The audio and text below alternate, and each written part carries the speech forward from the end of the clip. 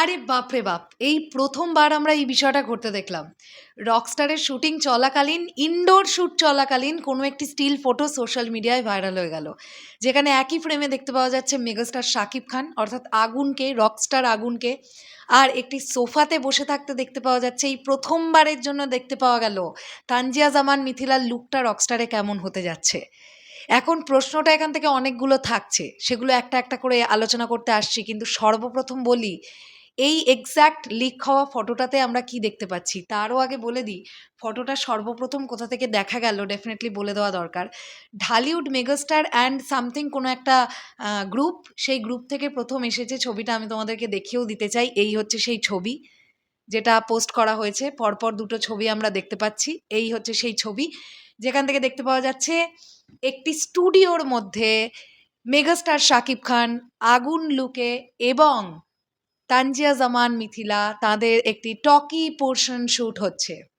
এটি একটি audio studio যেখানে গান রেকর্ড করা হবে, এরকম একটা সিন দৃশ্য যেটা আমরা দেখতে পাবো, যেখানে তানজিয়া জামান মিথিলা এবং মেগাস্টার শাকিব খানের কথোপকথন চলছে। এরকম একটা সিচুয়েশনে ইনডোর শ্যুট থেকে লিক করেছে এই ছবিটি। এবার প্রশ্নটা হচ্ছে, লিক করেছে বলবো নাকি ইচ্ছে করেই ছবিটা আমাদের সামনে আনা হয়েছে এটা বলবো? আমার কিন্তু দ্বিতীয়টা মনে হয়।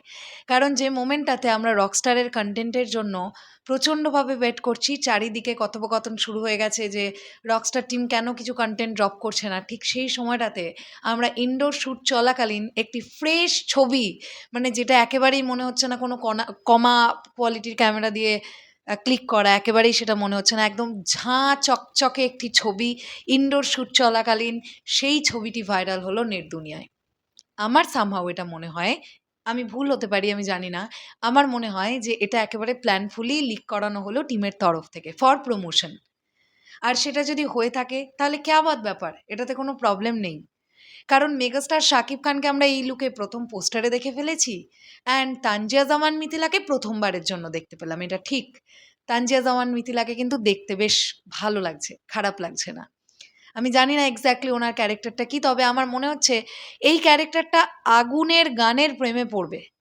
মানে গান থেকে একটা ভালোবাসার জায়গা হয়তোবা এই ক্যারেক্টারটার সঙ্গে মেগাস্টার শাকিব খানের তৈরি হবে। সামহাউ এটা আমার ধারণা। আমি ভুল হতে পারি। এখানে তানজিয়া জামান মিথিলার ক্যারেক্টারটা দেখে মনে হচ্ছে তিনি কোনো একজন এমন প্রোডিউসার যিনি মেগাস্টার শাকিব খানের গানটাকে প্রোডিউস করছেন। মানে টাকাটা বিনিয়োগ করবেন তিনি। এরকম একটা ক্যারেক্টার, মানে বেশ রিচ একটা ক্যারেক্টার, ধনী একটা ক্যারেক্টার হিসেবে তানজিয়া জামান মিথিলাকে মোস্ট প্রবাবলি প্রেজেন্ট করা হচ্ছে রকস্টার সিনেমায়। তো ভালো লাগছে, বেশ ভালো লাগলো ব্যাপারটা। তোমাদের কাছে কেমন লাগলো অবশ্যই সেটা কমেন্ট সেকশনে জানাও। শেষ করলাম ভিডিওটা, আসছে আবার খুব শিগগিরই। তাহলে এখনের জন্যে টাটা।